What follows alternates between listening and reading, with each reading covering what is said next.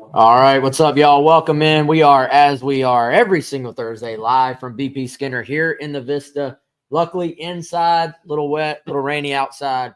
Luckily, by Saturday, I think this will be all cleared out. So, going to be a great, possibly chilly, maybe in the second half game.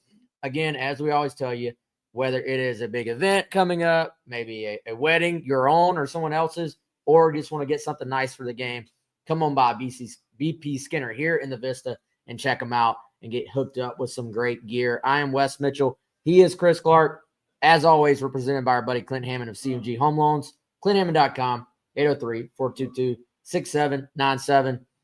Chris, keeps on rolling, man. Right around the corner. Another SEC game for South Carolina. Believe it or not, this is the SEC finale. Yeah, hard to believe.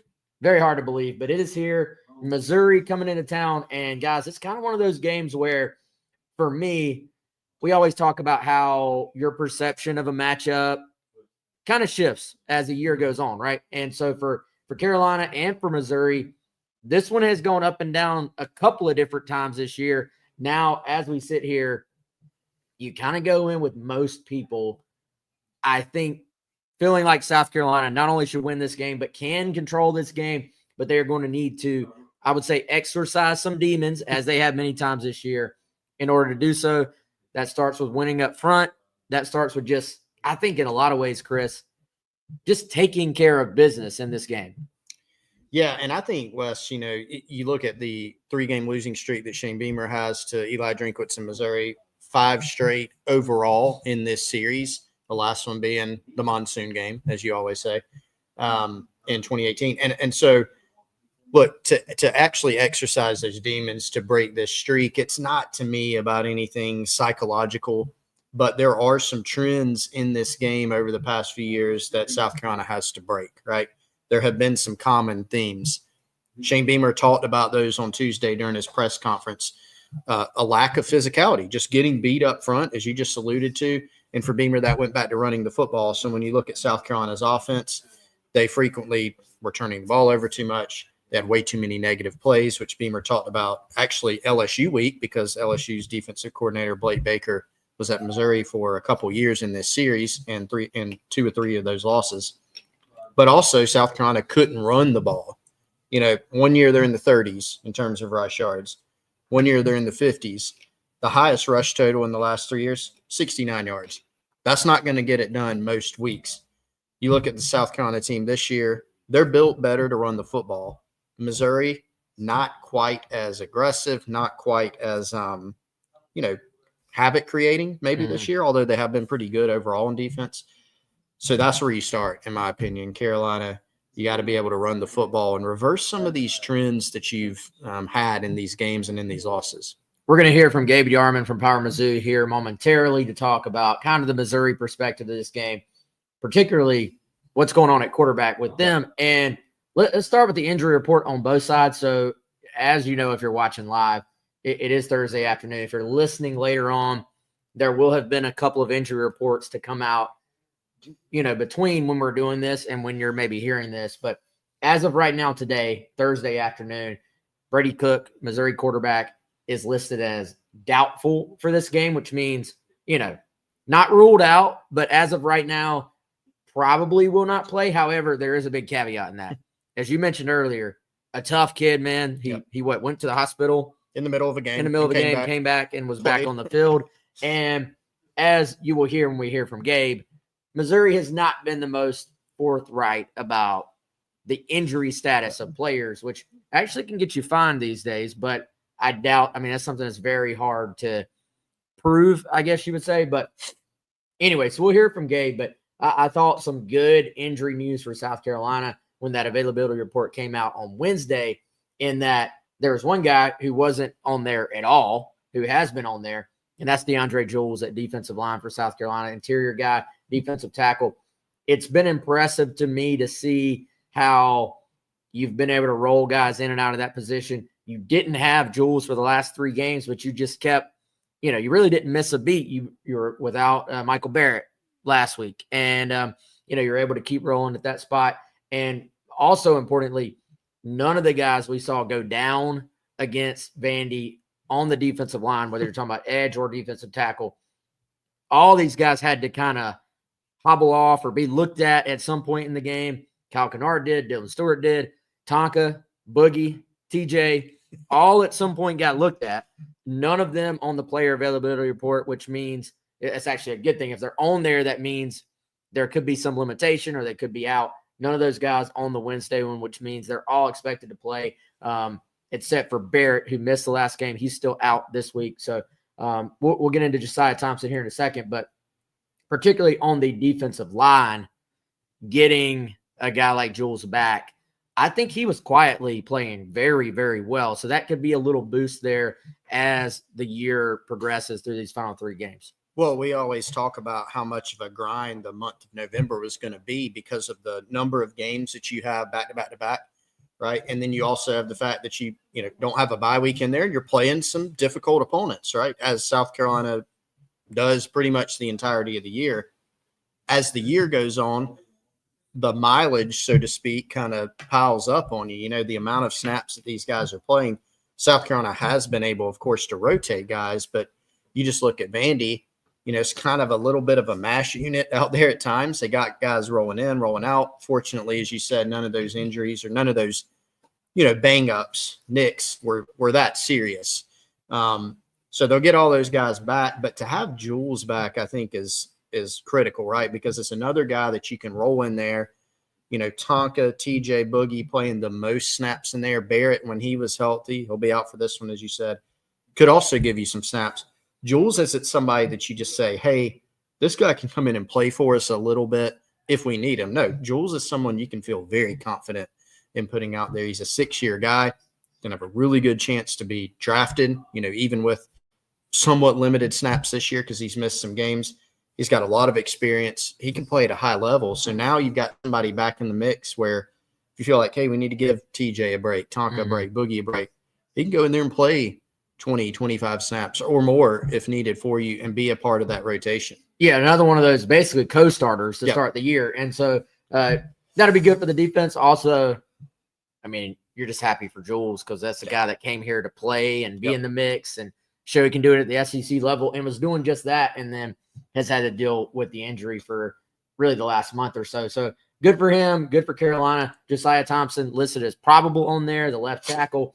I thought Beamer's comments were kind of interesting earlier this week where he said, look, we got to keep Tree rolling as well. Tree Babalade stepped in, played really well, and it's another kind of just luxury you have there. I feel like Carolina leaned heavily into the continuity aspect on their offensive line, especially after what they had to deal with last year. And it was the complete opposite of that. You went into like the Jacksonville State game, and it was like you had a different starting OL lineup like every single game. Yeah.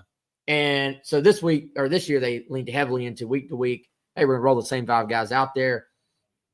You look at kind of maybe to an extent, that's to a detriment to like a Tree or a Tro Ball, and to their credit, they have hung in there. And to Tree's credit, he was ready to roll. I mean, they plugged him in.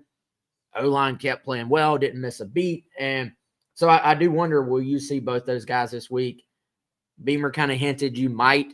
Some of that's just going to be like, all right, is Josiah 85%? Is he 98%? Nobody's really 100% at this point, but I think that will factor in. But a nice luxury. A lot of teams are looking for a left tackle. So the fact that you potentially have 2 guys that you count on, and, it's been a learning process as a freshman left tackle for Josiah. But you talk into this year and just big picture, man, going into the offseason, having a couple of guys that can play that spot, or, I think this could be a great tryout for Tree, talking about going into next year when some of these seniors are going to be moving on. He's a guy I think could play another position on the offensive line as well. So great opportunities for him. Yeah, I mean, I thought he performed admirably. He came in last year under less than ideal circumstances. True freshman, left tackle, go play against Georgia, right? And what were we talking about after that game? Like, he more than held his own. He was actually impressive in that setting. And I think that's caused a lot of Gamecock fans, Wes, to say, why hasn't he been out there more this year? You got a guy who's back in year 2. You got a freshman at left tackle, which Beamer's talked about a lot. You know, Tree has not been 100% all year, which is probably the biggest reason, right? But he goes in there again, less than ideal circumstances, missed some practice time. He's missed game time. Hey, it's your turn. Step in there. And I agree. I thought he played well. He was shouted out by the staff as having played well after the game also.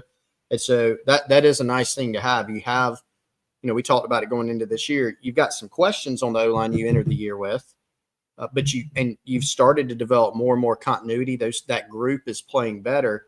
Now you have, you know, a key injury and you're starting left tackle, but you have a guy that you can actually plug in and feel good about. Yeah, no doubt. So we'll keep an eye on that, but because of that depth, you still feel pretty good about that spot going into this game. All right, y'all, we promised we're going to go out to Gabe Dearmond from Power Mizzou. Before we break down our thoughts on this matchup, let's go ahead. Let's go out. Let's hear from him. This is a pre-record from 107.5. Hear from him. Then Chris and I will react to it. Then we'll give our final keys and, of course, our score predictions on South Carolina versus Missouri. So let's go ahead and go out now. This is Gabe Dearmond from PowerMizzou.com. Insight into what is happening with the Missouri football program. We welcome on Plus Shirley phone lines once again, Gabe Dearmond from Power Mizzou. First of all, Gabe, appreciate your time, and I have to ask, have you ever seen anything like the final 3.5 minutes between Missouri and Oklahoma on Saturday night? Not really. The only comp we could come up with, the game I was actually at was the Chiefs-Bills game a few years ago where, you know, it was a little bit like that. I mean, all the touchdowns were offensive, but there was about that many points in the last 4 minutes. But no, I've never seen anything. I mean, you guys know how it is. I rewrote everything like 4 times because I had a different team winning every time something happened. I don't know, Gabe. Chris here, by the way. Thanks for doing this, man. The fifth down game was kind of crazy, right? Although really different. That was a totally different type of situation. Right. Like, I mean, I've been at games where, hey, it flips in the last 30 seconds or something ridiculous happens. You know, I was at the Missouri-Nebraska game in 97 where Nebraska kicked the ball up in the air and caught it to go to overtime. But never anything that just went back and forth that many times. I mean, with 5 minutes left, we were pretty sure Missouri had it won because Oklahoma's awful on offense, as you guys have seen. And then with 2 minutes left, we were pretty sure Oklahoma had it won, and then it went the other way again. Gabe, two-parter here because they both relate to the offense. What we've seen, what's been said publicly about Brady Cook. We've seen the injury report. Give us your perspective on whether or not he plays. And then secondly, you know, I look at this Missouri offense, man, they have a couple backs who are really talented. They have one of the best receiver duos, I think, in the league and thus in the country. They have a good offensive line. They have a smart offensive staff. Why has Missouri not been able to score consistently without Brady Cook at quarterback? Yeah, I'll go in reverse order because they couldn't even score consistently with Brady Cook at quarterback, to be quite honest. I mean, the offense up until that Alabama game when he went out hadn't really been very good most of the year. You know, they hadn't scored – I don't think they've scored 30 in a game until against the Power 5 team in regulation until Saturday against Oklahoma, and even that took a defensive touchdown. I don't know. It just hasn't worked as well. The line hasn't been as good as it was last year. Brady hasn't been as good as he was last year. Theo Weiss and Luther Burden have kind of come and gone. It just hadn't worked as well, and I don't really know why. Now, as far as if Brady plays this week, I don't think they know right now. I think it's truly for the first time in a month, kind of going down to, hey, let's see what happens on Thursday and maybe even Saturday in pregame warmups because, you know, he originally got hurt, obviously, in the Auburn game. Comes back going into Alabama. He was listed as doubtful all week. I was pretty sure he was going to play, and he did. And then going into Oklahoma, he was listed as questionable all week, and I was almost positive he wasn't going to play, and he didn't. So he's back to doubtful, which, if Eli Drinkwitz's treatment of these injury reports are any indication, means he will play. But I truly don't know. I don't think they have even made that decision yet. Gabe, it's Wes, man. Appreciate you doing this.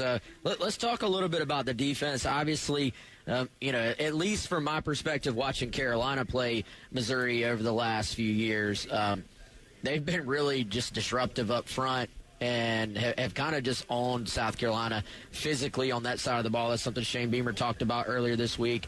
But a new defensive coordinator, obviously, I thought Blake Baker did a fantastic job there. What can you tell us, A, about this defense in general, and B, just any changes in kind of how they operate that you've seen compared to last season? Yeah, the defense has been better than we all expected. But they do it a different way than they did when Blake was here. I mean, like you said, they were really good up front the last couple of years. Darius Robinson, first-round pick, and had some guys. They don't really have that dominant pass rusher this year like they have at times in the past. And also, Blake Baker, if he had any choice to blitz, he was going to blitz. And he was able to do it a lot because they had 2 NFL cornerbacks last year. That cornerback is the question mark here. So they're not blitzing as much. They're playing a lot more zone, which means they're not really getting as many turnovers and negative plays and just game-changing plays. But they've just been really solid down to down. They have not given up. At one point, I don't know where this number stands now, but at one point they were number 2 in the country as far as allowing explosive plays. Only Texas has been better.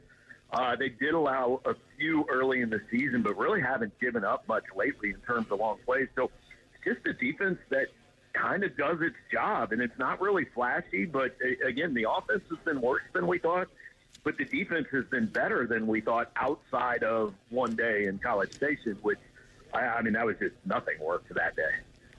Again, talking to Gabe Dearmond of Power Mizzou, and injuries, obviously the big one being to Brady Cook there, and his status for this weekend still up in the air. But I look at somebody like Nate Noel at running back transfer from App State, who quickly established himself as the leading back earlier on the season with a couple 100-yard performances. Know he's kind of been dealing with a foot injury as of late, as production has not been quite the same. Where is he at health-wise going into this weekend? Yeah, he's not on the availability report for the first time in 3 weeks, so I guess that's a good sign. The last couple of weeks he's played, but it's really seemed like kind of a load management issue. Like he hadn't gotten a lot of carries. It's almost like, hey, we can use him for X number of plays per game, but he can't be out there and get 15, 20 carries, so we're going to pick our spots. Marcus Carroll, transfer from Georgia State, has kind of been more of like their short yardage guy. He's not a guy that's going to go get you a bunch of 20-yard runs, but he's been efficient this year. I think actually leads them in rushing touchdowns. And then Jamal Roberts is a sophomore who he's been their third down back most of the year, but then against Oklahoma, he kind of took over as the main guy and had a pretty nice night running the football until obviously he was the one that put it on the ground for Oklahoma's scoop and score that gave them the lead. But I know that's kind of, whistling past the graveyard to say, other than that fumble, which really changed the game, he had a good night. Gabe, I don't know if there's a great way to answer this, because there may not be. I usually come up with great ways. Yeah. I know. That's why I'm going to ask it anyway. You come up with something. You and I were talking this week, and you pointed out something interesting. Missouri has won close games. They have lost in conference via blowout twice. The other games, they've had several close games, and they have found a way, as ugly as it's been, to win those. South Carolina, on the other hand, they've had, by my count, 3 close games, and they have won just one of them, which was the opener against Old Dominion. They had a couple close losses to Bama and to LSU. I mean, do you make anything of that? Like, does it come down to, hey, if Missouri takes this into the fourth quarter, they're going to find a way to win, or is it not that simple? Well, it shouldn't be that simple, but we've been asking that question for a while because I think Missouri's now 8-0 in one-score games in the last 2 years. Now, that's a little misleading because last season they were, within one score of Georgia and LSU and had a late turnover, and those became 9- and 10-point games, so it's technically not a one-score game. But still, 8-0 in games that finished within one score. And Drinkwitz said that at halftime of the Oklahoma game, wide receivers coach Jacob Peeler kind of reminded them of that, said, hey, guys, we're exactly where we want to be. We do not lose these one-score games. And I think there is something to a team that simply believes it's going to win when it gets in those situations. I mean, there is no panic whether they're up 7, down 7. They have found a way to get it done almost every single time, and there's nothing analytical about it, anything like that. Nothing that even really makes sense about it. But if I'm Shane Beamer, I don't want Missouri within 7 points in the last 10 minutes of the game, because they do seem to believe they're going to win and find a way to get it done. Yeah, Gabe, definitely a key to keep an eye on there. About a minute left here. What are your other keys in terms of just on either side? What needs to happen for either South Carolina or Missouri to feel pretty good about leaving this thing with a win? Yeah, I mean, this is hardly groundbreaking, right? But Missouri has lost its starting center for the year. We're not sure about left guard Caden Green at this point. I think South Carolina has probably the best front seven in the SEC, which means they probably have the best front seven in the country. Regardless of who is playing quarterback, that guy has to be upright. And it's why I would think twice about playing Brady Cook, even if he is healthy, because I wouldn't want to endanger the last two. I don't know at this point much about South Carolina's kicking game. I know Missouri's has been shaky, which is weird for a team that has done so well in close games, but they have missed quite a few kicks this year. So I think special teams, I know that's a Beamer family tradition, and Missouri's has been pretty bad this year. So that's another place where I look at it and say Missouri's got to find a way to at least just kind of break even. He is Gabe Dearmond from Power Mizzou. Appreciate your time, and look forward to what happens on Saturday. All right, guys. Thanks for having me. All right, that, of course, Gabe previewing the game from the Missouri perspective. And little tidbit there at the end to maybe keep an eye on kicking game. Mm-hmm. I mean, I feel like I'm used to Missouri having some pretty good kickers. Interesting, though, that they have been struggling there this year. South Carolina, that's been much talked about. Solid year from Alex Ferreira, not quite on par with what we've maybe seen from some of the kickers South Carolina's had in recent memory. So keep an eye on that for both sides. But Brady Cook, how much does it change your outlook for this game? Depending on when we hear, like, all right, Cook is playing, Cook is not playing, or maybe even the in-between, Cook's going to give it a go. Yeah. Like, I think that's an interesting and valid point from Gabe there at the end. Do you want your guy, Brady Cook's been really, really good for this program. Do you want your guy out there because he's got a wrist and an ankle issue? If he's 80%, 85%, do you want your guy out there taking a punishment from this South Carolina defense? Like, I do wonder how much do coaches consider, like, if this was a defense that wasn't very good or doesn't get much pressure on a quarterback, like, nothing's guaranteed. Your quarterback could always get hit regardless, but it has been a relentless pass rush from South Carolina. To me, I got to at least consider the thought, maybe I want a fully healthy Drew Pine as opposed to a Brady Cook if he's not quite himself. Yeah, it just struck me, Wes, that what we haven't heard this week is the whole backup quarterback for Heisman thing. It's kind of went away. It's gone away because South Carolina has, regardless, you can go back and look. That's not always true. It has been true in some games throughout South Carolina history, but it has become kind of a thing, and it's not always true. South Carolina has broken it at times. This defense, it just shows you how much respect they have among the fan base, and they've certainly earned it. People believe in this defense now because of what they've done. So, now you hear Drew Pines going in the game, and instead of Gamecock fans projecting this sense of dread, it's like, all right, we're going to feast on this, right? Mm-hmm. Now, let's remove the rhetoric from it and actually look at the actual situation. Gabe pointed out there, for whatever reason, this Missouri team with a good offensive staff, an offensive line that has some talent, plus some transfers that were highly sought after this offseason, a couple transfer backs who were highly sought after, and a really good receiving core with 2 stars, frankly. They haven't been able to score much. And I think there's a variety of reasons for that. That's with Brady Cook. Now you take Brady Cook out of that equation potentially, or probably. You put in Drew Pine, former highly rated guy, made some plays at the end of the Oklahoma game, but is not going to be Brady Cook, right? Mm-hmm. Just in terms of experience and what he means to the offense and talent level. He's back up for a reason. That certainly bodes well for a South Carolina team that has, I used the term feast earlier, they have made it very difficult for opposing quarterbacks. So that's not to say Pine can't come in and make some things happen. You would think that Missouri's going to build their game plan similar to 2022, I would think, where they came in and said, we're going to throw the ball horizontally, we're going to run the stretch play, and try to play defense. But will that work? A, and B, this South Carolina offense, I think, is more suited to put pressure on Missouri by being able to run the ball and score.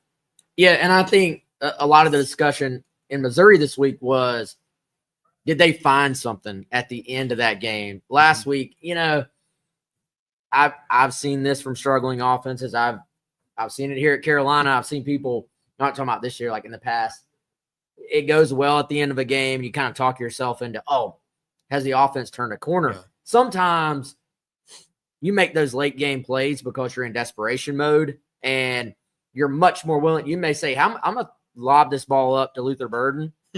I'm going to get yelled at if I'm a quarterback if I make that throw, you know, on first down in the first quarter, on third and long in the fourth quarter, and I'm down. Got to have it. Yeah. You're just going to give a guy a chance to make something happen. And I think that's a lot of times why you see a quarterback turn the ball over when they're kind of going for a game-winning drive. It's because you're much more willing to take a risk. And when you have a Luther Burden sometimes, or, you know, the catch Weiss made was a fantastic catch as well. If you give those guys a chance, you may kind of look a little bit better on offense, but also if you take those risks early in the game, you can turn the football over a little bit more. So I tend to think, and this is outside looking in, we obviously don't cover Missouri. I don't think the O-line is quite as good as they've been.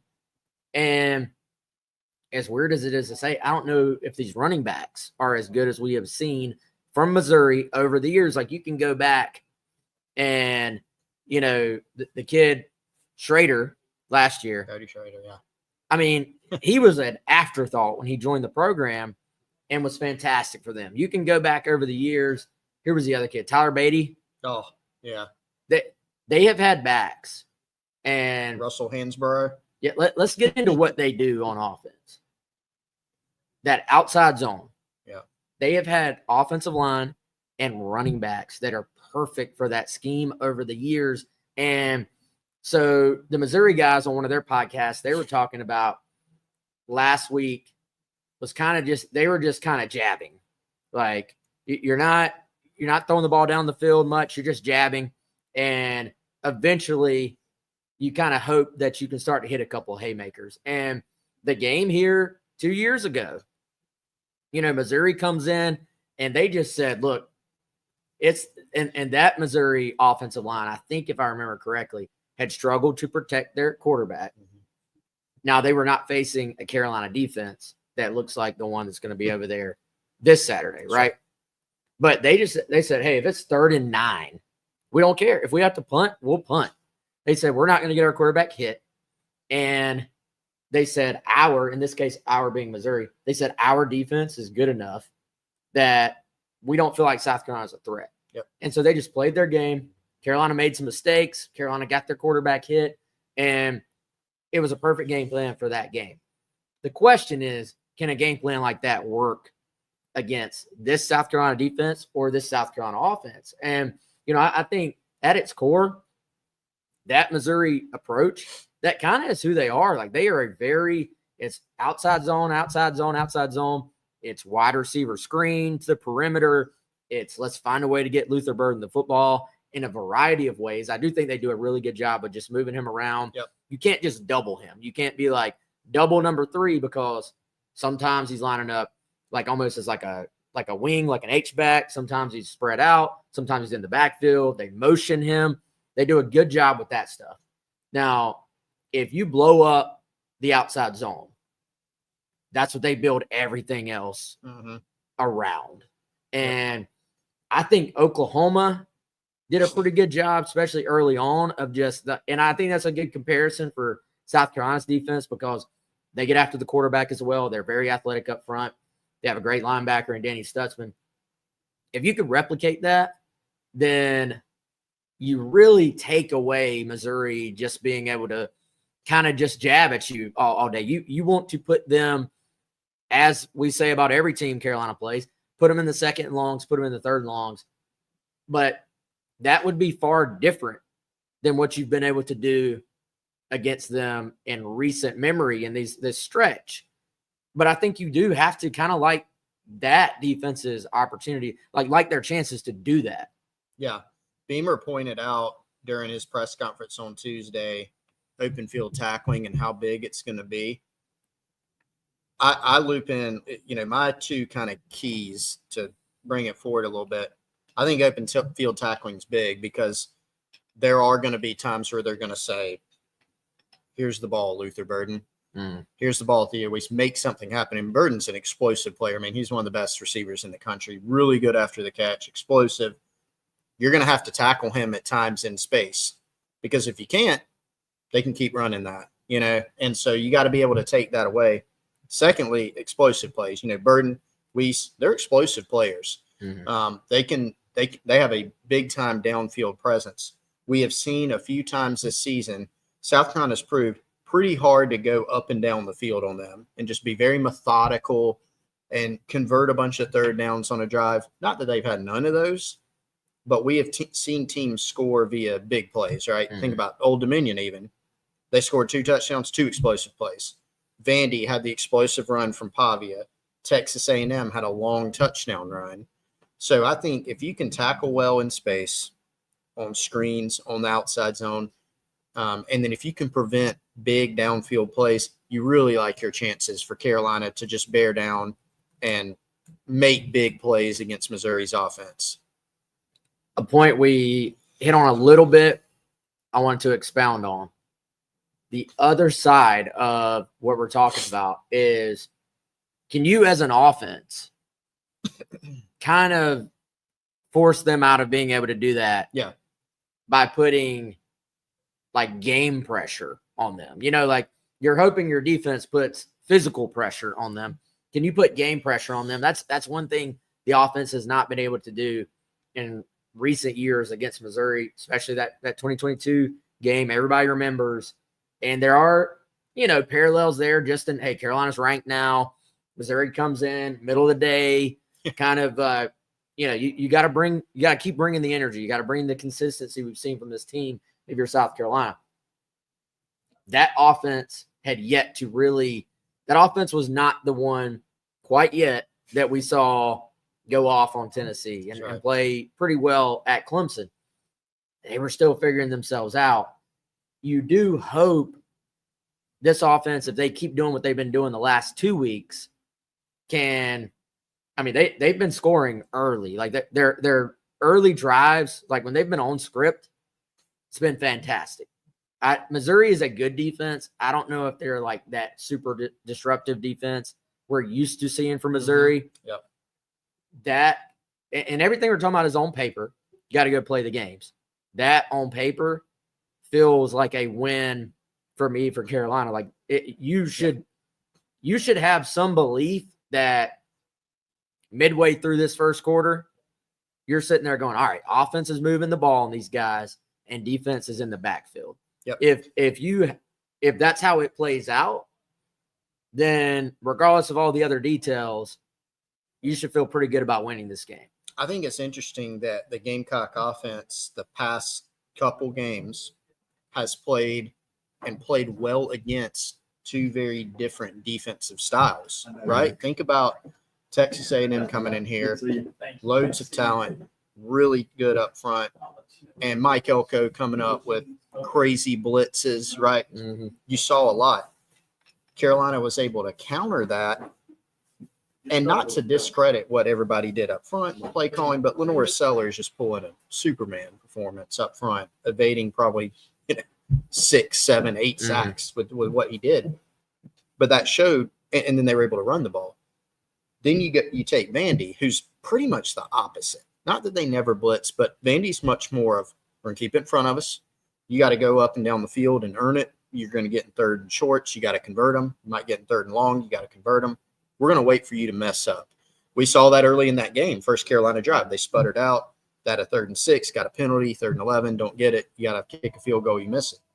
But what happened? Carolina found some explosive plays. They ran the ball extremely well.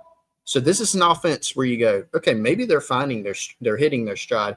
and they've shown they can play against a couple different offensive styles. Missouri is probably a little bit closer to Vandy stylistically, whereas in the past they were probably closer to A&M under Blake Baker. So it will be interesting, but I it comes back for me, run the ball. You know, no matter the defensive style, this Gamecock team has to run the ball to win, and that's a huge key for this one. And can Lenoris do what he did last week? I think if they are more zone heavy, it probably looks a little bit more like it did last week compared to maybe A&M. A&M, it's, hey, we being A&M in this case, we're coming at you. We're going to try to get you in negative plays. But if we miss, like we saw them miss, then the big plays kind of pop out. There's room for Lenoris to run. There's room for him to just get the ball out to rocket and him take off running. If it's zone, everybody keep everything in front. To me, that's when you got to see Lenoris extend a play, keep his eyes downfield, and then throw the football, which is something we saw against Vandy a little bit more as the game progressed. Of course, the huge scramble play to Jared Brown. But even right before that, coming out of the half, they had a play called back where he did the exact same thing and hit Josh Simon. Yep. We saw him hit Gage Larvidan on a scramble play for a late first down that kind of helped put the game away. We saw Nick Harbor get open on a scramble drill. So to me, Chris, if they're going to zone up, that's when kind of those scramble drill plays that Beamer has mentioned. Hey, we've been working on these really, really hard in practice, fine-tuning how we're going to react to those particular situations.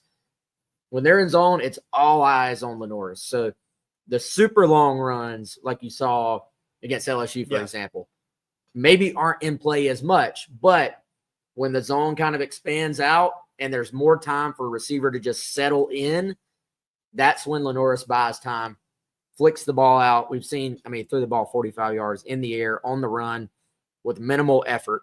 And that's when those things come into play. Also, do you have a couple of Dow Loggins scheme wins like we've talked about all year long, where you get into a third down or you get into a red zone situation and they have the tendency of, okay, not only are they going to be in zone, hey, they're going to be in cover 3 or they're going to be in quarters, they're going to be in Tampa 2, they're going to be in a particular look, and you have something drawn up that you can hit for a big play. And Gamecocks, correct me if I'm wrong, Wes, 2 straight games with no sacks given up. And, you know, that's a great stat. I think you got to give a ton of credit to not only the offensive line, right, but Lenoris, right? Especially the A&M game. The A&M game, you don't really look at that and say, wow, dominant performance up front, right? A&M caused lots of problems. Especially not in pass pro. Right. It was just, much better running the football. They were actually did a great job, I thought, schematically and execution-wise. Really, both of the past 2 weeks, A&M caused you tons of problems in pass pro, one-on-one wins and losses, bust, and Lenoris was able to counter it. That's why you recruit. Lenoris, a lot of those plays is just I'm better than you, and that's a great thing to have, especially at quarterback. The more I'm better than you players that you have, more games you win. Vandy, I thought was a better performance, understandably so. They're not as talented up front as A&M. But even then, we saw Lenoris shake off a would-be sack for probably, 97% of quarterbacks in the country, and then make the play that you mentioned. So he's a huge key, obviously, in this game, running the football, Rocket Sanders. But I think, to go back to the point, just to reiterate, Missouri not being able to create as many negative plays as maybe in the past, and South Carolina being built better this year to withstand and to be able to, especially in the past few weeks, not have as many negative plays, I think bodes pretty well. And I'll go ahead and say it for you.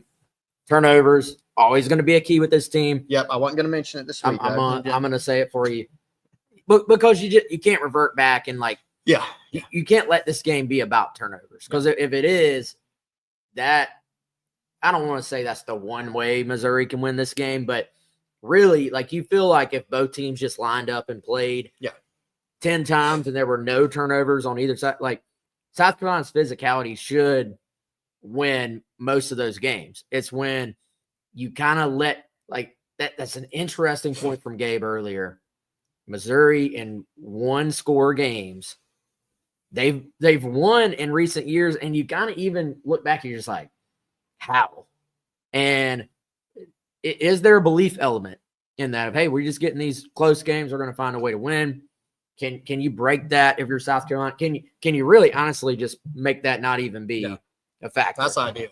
That's the ideal. You don't want to go in the fourth quarter and everybody's looking around like, is Eli Drinkwitz about to do this to us again? Yeah, I mean, Carolina this year, they've blown teams out. They've lost some games. They've lost 3 games, and you look at, 2 of those very close losses. The LSU game, the Bama game, had another close game that they won against Old Dominion in the opener. Flip that around, Missouri, they've lost 2 games, both in conference, and they've gotten blown out in both of them. Mm-hmm. The other ones, they've had several close games, all wins. Does that actually add up to anything? Does it mean anything? I don't know.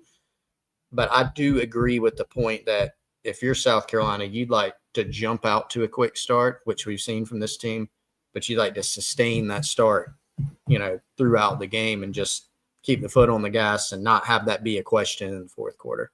Yeah, and I do think of everything you just said. It is noteworthy to me that the 2 games this Missouri team has played against what you would say are just legitimate opponents, they have been blown out. So until you show me you can go compete with kind of the upper half of the SEC or the upper quarter of the SEC, then to me that is a question. And not that you can, we always talk about there's no transitive property in football. Yeah. But when you're talking about an A&M team that Carolina beat and ended up pulling away and beating handily, and Missouri just gets blown out. Yeah. And did not really feel to me to be like a fluky, but sometimes you just get behind in a game and it just snowballs on you and you just lose and you go, it's just not their day.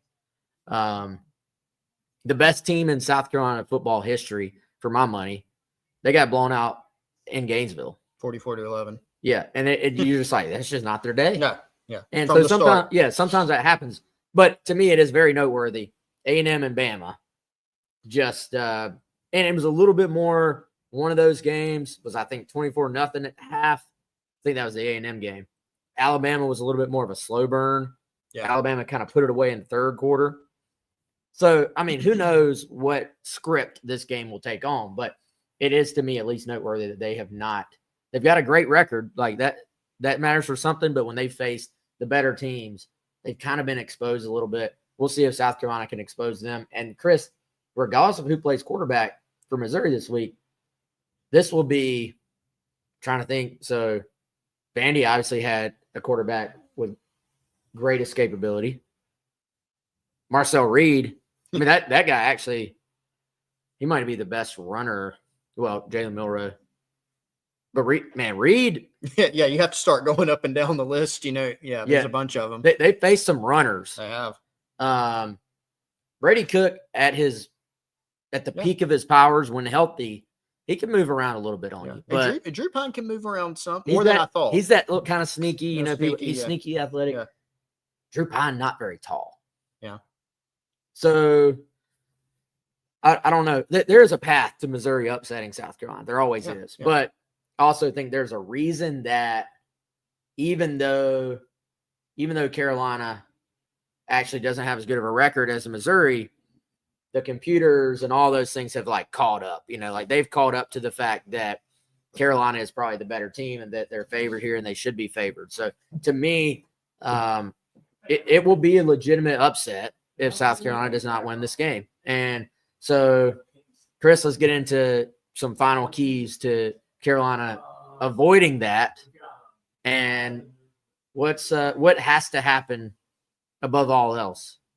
Above all else, well done. I would say, you're going to make me say it, aren't you? I mean, you're not allowed to say turnovers. Well, but you said it for me. I mean, I think, Wes, that is Missouri's path, though, right? To come in, to win the turnover margin against the Gamecocks.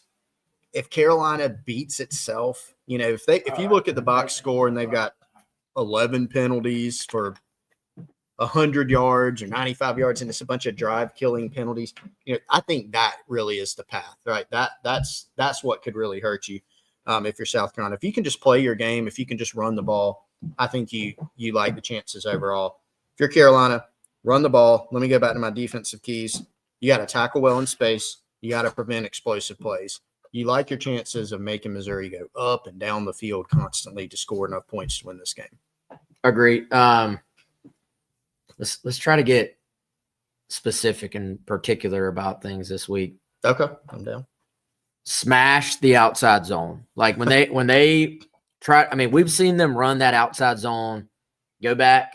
I mean, App State against Carolina when they came to Williams-Brice Stadium, won that game. The outside zone is their bread and butter. When it hits, when they're getting positive yardage on it, everything else kind of comes into focus for them and works for them. For me, if you can blow that thing up and get some negative plays on it, I'm not saying they lose confidence in it, but the rest of things just kind of fall into place. And I think that takes away a little bit of their threat with Luther Burden, Theo Weiss.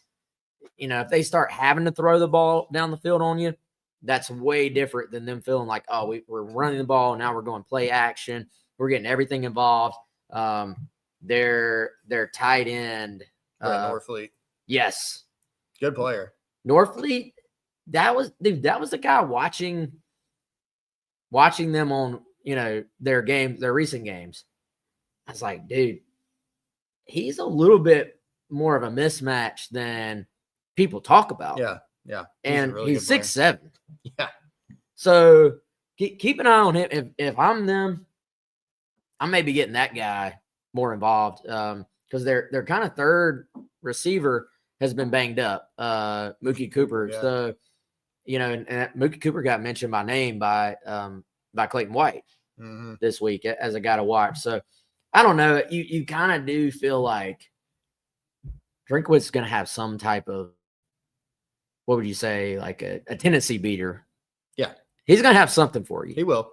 Yeah, that's why you gotta just win up front so overwhelmingly that you and that's why I mentioned, your point about making Missouri throw the football. What you want to avoid if you're South Carolina, if this is a close game, is okay, you've got Missouri in 3rd and 9, 3rd and 11, and they just barely get a pass off as Dylan Stewart, Kyle Kennard are both rounding the corner to, hit the quarterback, and you kind of throw almost a jump ball and Burden or Weiss make a play, and now it's first down or they score a touchdown. That's what you've got to avoid. That's why I mentioned explosive plays being such a key against this team, because they do have guys that are explosive. They can beat you when their back's against the wall because of their talent level.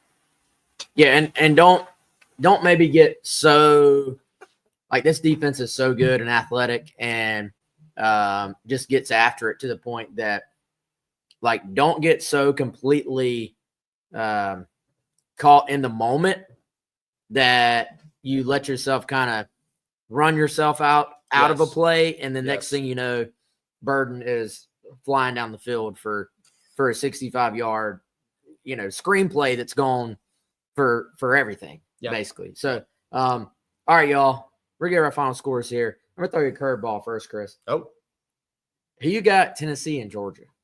Oh man, I've thought about this one so much. I am going to go with Georgia. I am. Do you know who's favored? I don't. Did you know that? And I guess I've kind of given this away at this point, but the second worst team in the country against the spread this year, Georgia. 1-7 against the spread this year. That is according to Greg McElroy. So they have looked at times awesome and at times not so awesome. The opposite of awesome. So, but man, I feel like betting against Kirby Smart in a situation like this is probably a bad idea. I don't even count as much people. Does Nico play? Does Nico not play for Tennessee? I don't even factor that in as much. I look at Tennessee and say they haven't been super impressive at times either. They won. They've got one loss to an okay Arkansas team. I've got Georgia. What about you? Dude, I've gone back and forth so much. I did too. I'm actually leaning Tennessee. Okay. But I feel like this happens a lot. You start getting to the end of a year with a team like Georgia, and it's like when everybody counted Georgia out, they went into Texas and won that game. And it was like, hey, that's why you don't count out Texas or count out Georgia, because they just beat Texas on their home field. Yep. But also, I also feel like there's enough evidence now of us being like, well, hey, maybe this is who Georgia is. Like, maybe they're really just not quite as good as we were used to seeing. And McElroy, he had a really kind of fascinating breakdown of this game on his podcast. He thinks it's going to play out kind of like Georgia and Kentucky. Like just an absolute ugly slugfest, especially if Tennessee doesn't have Nico. And which that's been fascinating, the reporting on that. Yeah. If they don't have Nico, and then Carson Beck has just been not good at all. Like, is it just a defensive slugfest? Because Tennessee, we think about them as an offensive team, but it's their defense that has really carried the way. So I don't know, man. I could change it by the time I send in my picks to Jack. Yeah. But I don't know. We'll see. Georgia really banged up at running back too. Like, normally you make fun of Georgia for saying, our depth at running, say, you're down to 4 or 5 star running backs, but they do legitimately have some injuries there. Dylan Sampson for Tennessee, on the other hand, has been fantastic. He's a stud. And Georgia has some issues at receiver. Yeah. Just not as – there's something's a little off there. Something is up. Yeah. But are they out if they lose? That's what I was going to say. Is it better – as we know, South Carolina has to win out to have any prayer, all, blah, blah, blah, all that. But what is better, Tennessee winning or Georgia winning? I mean, there are arguments for both. I do think if Georgia loses, you look and they've got an impressive win over Texas, as you pointed out. But other than that, is their resume as good as South Carolina's, for instance? Maybe not. So might be better for Tennessee to win, actually, this game. So yeah, we probably at some point. I'm not smart enough to tell you what all games need to, and I don't know if we know what all needs to happen quite yet. Yeah. But not that cut and dry yet. Yeah, but I mean, dude, Kansas is 3-6, and I promise I'm going somewhere with this. They're playing BYU, who some of these kind of fringe teams in terms of like, they're not the name brand schools we normally talk about, and everybody's arguing about, well, what is an undefeated team with this schedule compared to an SEC or a South Carolina, with 3 losses, or a Georgia with 3 losses, and then you're going, well, hey, not all SEC schools schedules are created equal. That's right. There's a lot. I mean, look at Missouri's schedule. Like there's a lot of room in between the toughest SEC, and Georgia's played incredibly tough schedule, man. BYU is sitting here 9-0, and they're playing 3-6 Kansas, and BYU is favored by 2.5 in this game. Yeah. So, and Kansas can score. Well, the thing about the Big 12 just in general, I mean, and I think Arizona State is technically in the mix there, in the Big 12 still. Last I saw, the last 3 games for BYU, if I'm not mistaken, I think are Kansas, Arizona State, and Houston, I think. And if you kind of look and, again, no transitive property, but there's a lot of chaos. Like, a lot of those teams have beaten each other, even teams who are not very good, teams with losing records, beat teams with winning records. I think there's some potential for BYU to get upset, not just this weekend, but maybe even more than one time, which would actually help no disrespect to BYU. Yeah. I don't think they're as good as several teams in the SEC. It would almost be helpful if they just went ahead and lost 2 games. Yeah. Just in that, in that whole debate. Well, yeah. And you got to kind of just hope. I'm looking at standings right now. You hope that some of these other leagues get pushed firmly into where they're a one. It's kind of like a basketball term at this point. You're now a 1-bid league. Yeah. You know what I'm saying? Like, the Big 12 champion's going to get Patriot League. Yeah, like, the Big 12 champ's going to get in. The ACC champ is going to get in, but nobody else. That's it. Yeah. And then that's where the SEC can step in. But then that's where you start to get into, like, all right, is there truly just one group of 5 that is getting a spot? And, does Notre Dame slip up and lose a game along the, there are all these different things to look at. So anyway, we could talk about that and just be talking in circles. One thing I do know is that I'm picking South Carolina to win the game on Saturday. I think you are too. The question is, what is your score? Gone back and forth on the score a lot. And as we've been talking, I formulated one, and here's why. I'm not saying South Carolina can't win a close game. Not saying that, right? But remember what we said earlier. Missouri's been better in close games. South Carolina this season, not so good. 2 SEC games, LSU, Bama, they've lost both those close games.